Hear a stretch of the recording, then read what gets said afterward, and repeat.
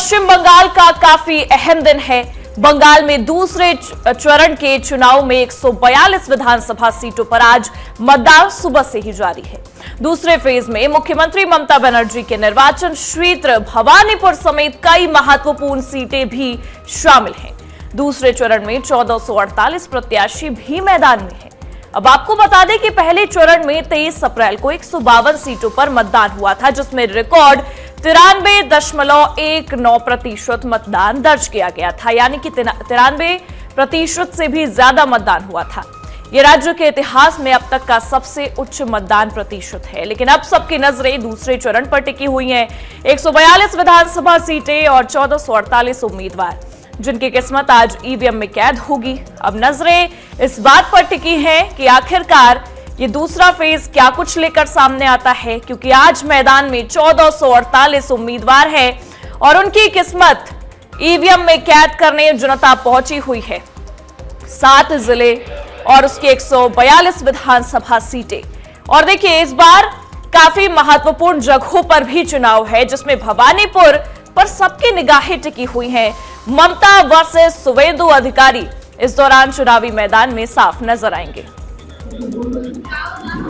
अब आपको बता दें कि बंगाल का ये दूसरे चरण का रण जो है ये काफी महत्वपूर्ण इसलिए हो जाता है क्योंकि पहले चरण में वोटिंग प्रतिशत 93% से भी ज्यादा थे। अब सबकी निगाहें इस बात पर टिकी हैं कि आखिरकार दूसरे चरण में क्या कुछ निकलकर सामने आएगा, किस तरीके की वोटिंग प्रतिशत रहेगी। क्योंकि देखिए, जब पहले चरण का चुनाव संपन्न हुआ तो अमित शाह ने ये प्रतिशत देखकर ये साफ कहा कि बीजेपी के नाम की सुनामी जो है वो साफ नजर आएगी आपको पश्चिम बंगाल में। लेकिन दूसरा चरण इसलिए महत्वपूर्ण है क्योंकि इस चरण में जितनी भी सीटें हैं, जितने भी जिले में चुनाव इस वक्त हो रहे हैं, वहां पर मुस्लिम आबादी काफी बड़ी संख्या में है और मुस्लिमों को लेकर ममता बनर्जी हमेशा आश्वस्त भी नजर आई हैं।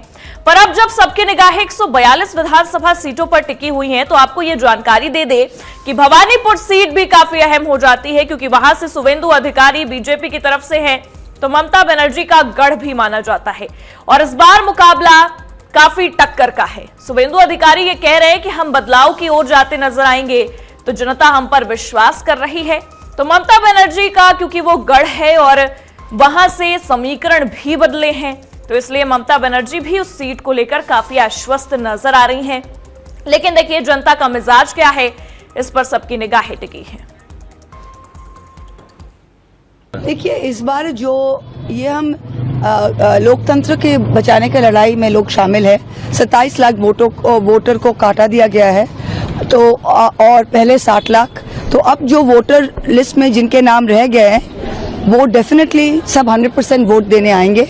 इसीलिए वोटिंग परसेंटेज तो बहुत हाई होना ही है, ये सिंपल मैथमेटिक्स है। और आपका अनुमान क्या है इस बार जो बंगाल में? देखिए, आप लोग कुछ देख रहे हैं, आपको तो खुद दिखाई दे रहा है कि इस बार हर लोग जो हैं वो सबको ही एक इंग्लिश में कहते हैं ना रिवेंज वोटिंग, प्रतिशोध लेने का वोट दे रहे हैं।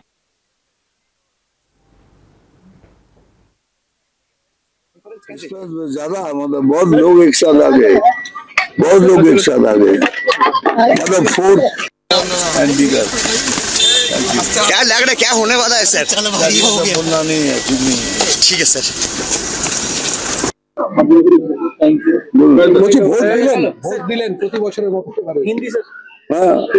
সাধারণ মানুষের সঙ্গে ভোটের লাইনে দাঁড়িয়ে দিলেন, এটাই তো করা উচিত। আমি সব জায়গাতেই লাইনে দাঁড়িয়ে কাজ করি, সব সাধারণ মানুষের মতো। আমি কোনো এক্সট্রা ফেসিলিটিও চাই না। তো কি বলবেন যে প্রথম দফার নির্বাচন খুব শান্তিপূর্ণ হয়েছিল, দ্বিতীয় দফার নির্বাচন হাততালি এবারও ভালোই হবে। আই এম ভেরি গ্যারান্টেড খুব ভালোই হবে। নির্বাচন কর্তৃপক্ষকে আমার তরফ থেকে thank you very much for great success. এইবারে ইলেকশন খুবই ভালো হবে, আই এম ভেরি শিওর। चुनाव चल रहा है, হ্যাঁ বলুন।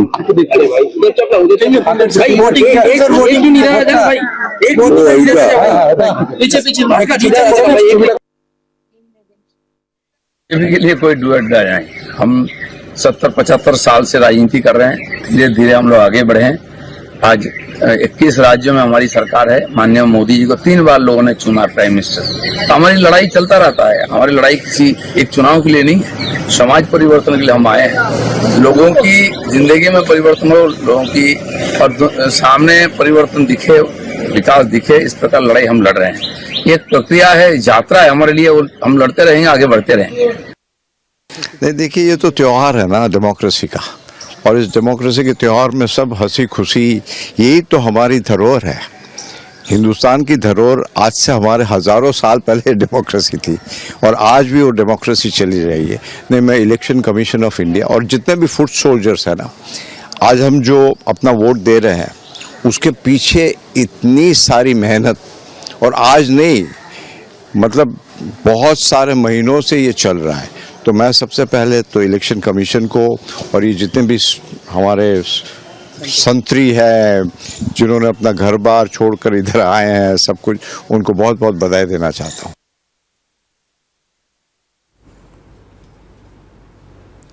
और हमारे साथ हमारे सहयोगी सहेली भी जुड़ी हुई हैं। सहेली, क्या कुछ नजर आ रहा है आज, क्योंकि दूसरे चरण का चुनाव काफी महत्वपूर्ण। मैं आऊंगी आपके पास, लेकिन ये कुछ बयान सुना देते हैं ममता बनर्जी क्या कह रहे हैं। আর কয়েকজনকে নতুন নিয়ে এসেছে, তারা যা ইচ্ছে করে যাচ্ছে, টেরোরিজম করছে এলাকায়, এরপরে তো চলে যাবে। चलिए अब सीधा रुख करेंगे सहेली का। सहेली, दूसरे चरण का चुनाव है, काफी महत्वपूर्ण है, क्या कुछ नजर आ रहा है, किस तरीके के माहौल है, क्योंकि आज भवानीपुर सीट पर भी चुनाव है और दोनों तरफ से साख दांव पर है।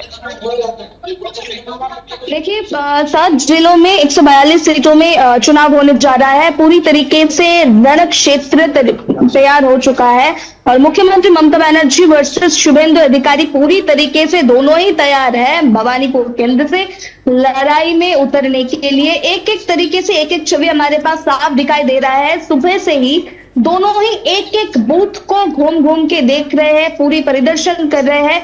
एक एक बूथ की नजारा क्या है, कौन सी मतदाताओं को कोई भी प्रॉब्लम हो रहा है कि नहीं, पूरी तरीके से देख रहे हैं। जो मित्र इंस्टीट्यूशन है, जो जिस बूथ की तरफ सबसे ज्यादा नजर है, क्योंकि उस बूथ में ममता बनर्जी खुद वोट देने जाते थे, और शुभेंदु अधिकारी सुबह से 7:30 बजे से पूरे बूथ परिदर्शन कर रहे हैं, एक एक बूथ को परिदर्शन कर रहे हैं।